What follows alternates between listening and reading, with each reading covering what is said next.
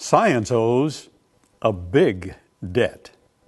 I had stated in a previous broadcast that the world's most prestigious scientific journal, Nature, featured an article by scholar Colin Russell in volume 308, April the 26th, 1988, page 777, in which he stated that science is deeply indebted to Christianity and has been so since the scientific revolution. Recent historical research has uncovered many unexpected links between scientific enterprise and biblical theology.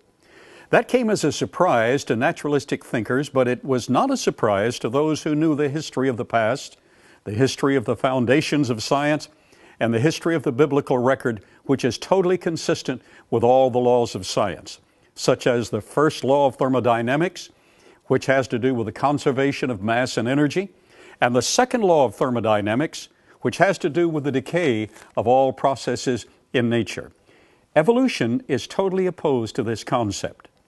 Yet, evolution has the enviable position of being the only ball game in town, the only generally approved concept of life origins and universal origins for that matter.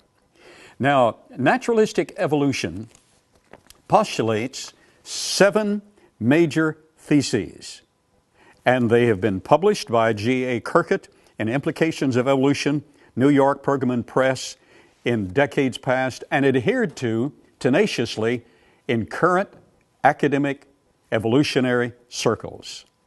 Here's what Darwinism holds to, which is absolutely untenable. Science actually owes nothing to evolution.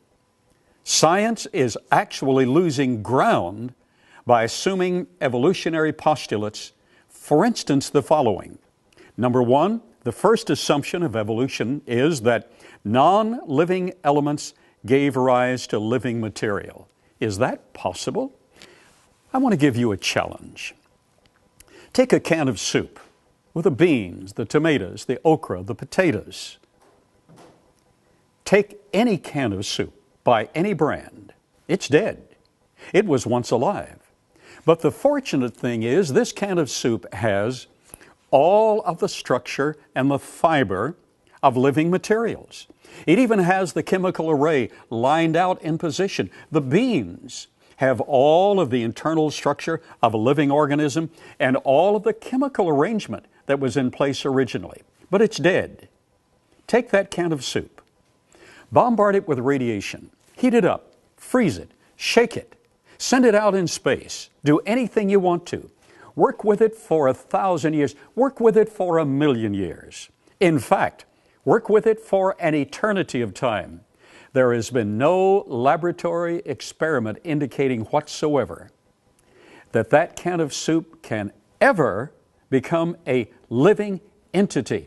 It's dead, even though it has the full structure of a once living system and a consortium combination that made the soup.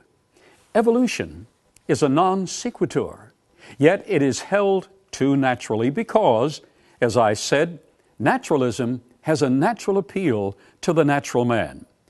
Why does naturalism hold a natural appeal to the natural man?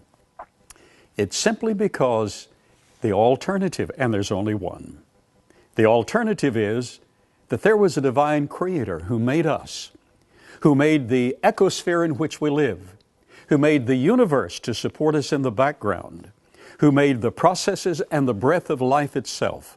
There's a divine creator to whom we must give an account. Thus, the natural mind rejects the orderly arrangement of the universe at its own basic foundation simply because he does not want to give an account to a creator. However, science owes a great debt to Christianity.